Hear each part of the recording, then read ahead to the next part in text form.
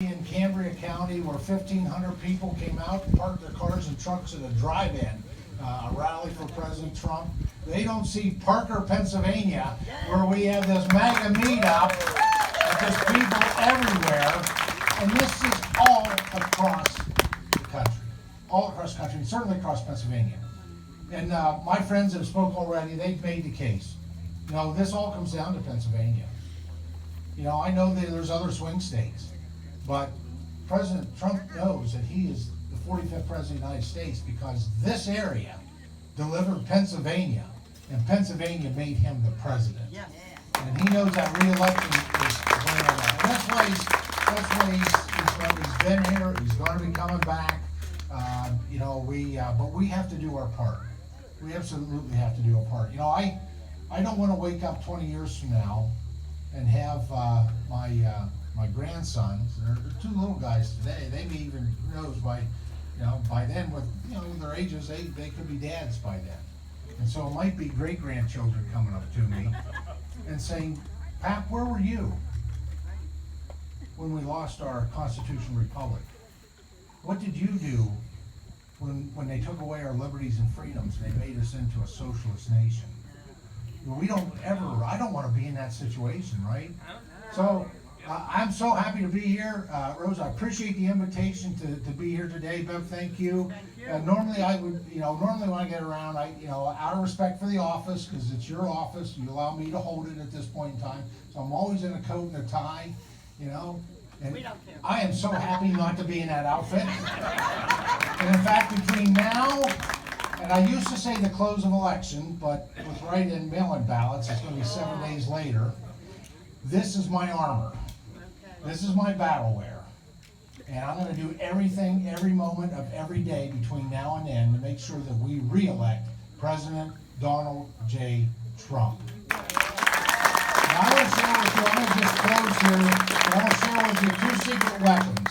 There's just, and 2 additional secret weapons, because I'm looking at the most effective weapons and tools we have to save our nation. This is really what it comes down to. Are we going to save our republic on November 3rd? That is the question. But a couple things to share with you, and one of them is something that our gubernatorial dictator did here. I couldn't believe it. It's been about 3 weeks ago when he announced that the showcase for Pennsylvania's #1 industry, agriculture. And agriculture is near and dear to my heart, actually. After this election, winning this election, I'm hoping to make a little history in January. I'm hoping to be the first member of Congress from Pennsylvania in 202 years to chair the full House Agriculture Committee. Last time that happened, it was a Federalist. We didn't have a Republican Party at that point. But our Herr Wolf, our dictator, our governor, in August, he announces that he is canceling our January farm show. Just unbelievable. It's our #1 industry. 1 out of every 7 jobs directly or indirectly related to agriculture. It's about the rural economy, right? It's so important to our Commonwealth. So as soon as he did that, I went out and designed this. I have 2 of these. I got to clean one off the table because I'll be honest with you, they're both in the wash. I've been wearing them pretty hard. Sure. You want to hold that up there? Yeah, hold it for you. Okay. That's what you want? Pretty straightforward. It says, "Save our farm show, vote Republican." I think there's all kinds of things we're going to use to win this election, but I think this could be really good. Because there's over 500,000 people that come out to the Pennsylvania Farm Show, right? And then we all have extended families. 1 out of every 7 Pennsylvanians makes their living working in agriculture-related industry, and they all have extended families. This is a big tool for us. Now I'm selling these. I'm paid for them all, but every dollar, I'm selling them for $15, and every dollar, every penny is going to the Pennsylvania Farm Show Scholarship Foundation. Because when Wolf canceled the farm show, he took away, every year we award scholarships to aspiring young people who are going to go on to career and technical education or to a 4-year school. And so if you're interested in one of these, I got a few left. If you want one and I don't have it, you give me your contact information and what size, and we'll arrange I'll send you one. The second one I just want to talk about is, I am now as Dean of the Pennsylvania Republican Delegation, I'm just so excited about the candidates that have stepped up to run for election. And I do. I'm just talking about the congressional seats now in Pennsylvania. There's 18 of them, 9 are held by Republicans, and there's 9 held by Democrats. And the individuals that step forward to want to run for election have just been amazing. These are accomplished individuals, they're competent, they're patriots. They're a very diverse group. And I will say I can't take all the credit. I've had a woman who's been assisting me, and she has been very effective at motivating Republicans to stand up and run for office. So thank you, Nancy Pelosi. Every time that woman opened her mouth, somebody else came to me wanting to run for Congress. I will tell you, some of them were from my district, and so I had to kind of talk them off the ledge. But we've got great candidates in those 9 seats. And one of them you've heard about, the one closest to us, is Sean Parnell. And Sean Parnell is going to beat Connor Lamb. Sean is amazing. I'll close because I want to share with you a President Trump story that involves Sean Parnell's announcement that he's going to run.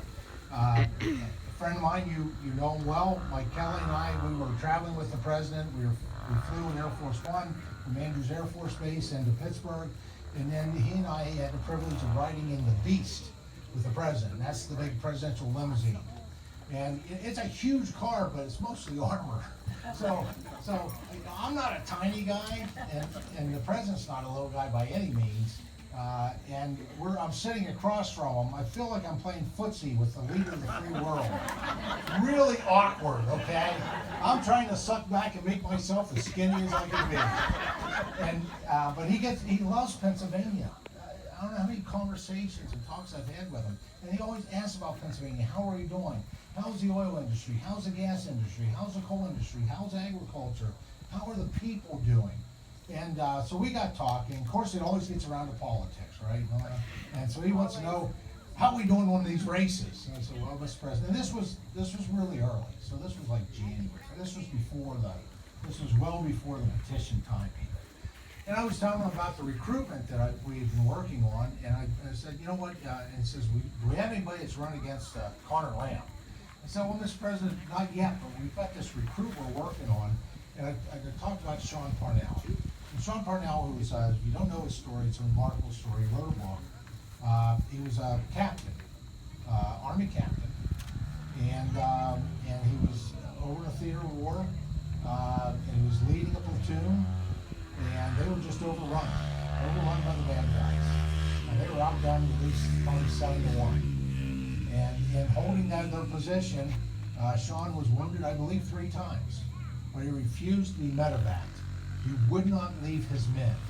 And they hung in there until finally, sometime later, reinforcements came.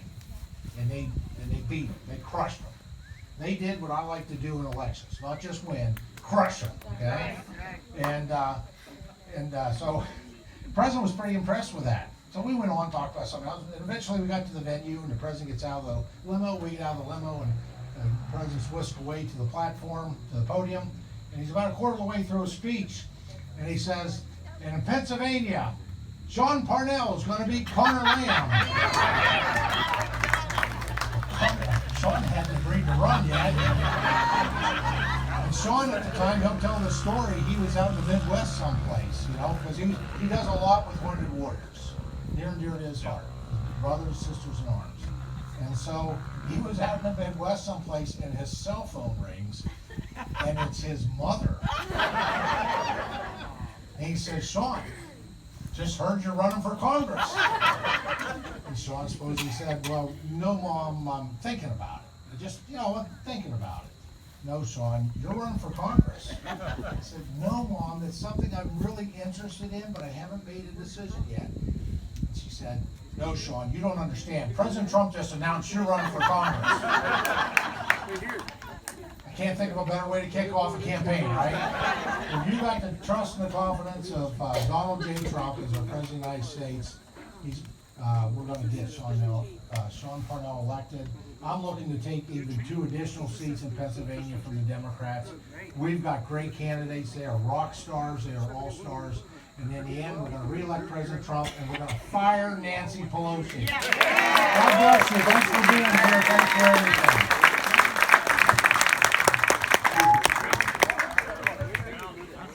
Thank you so much.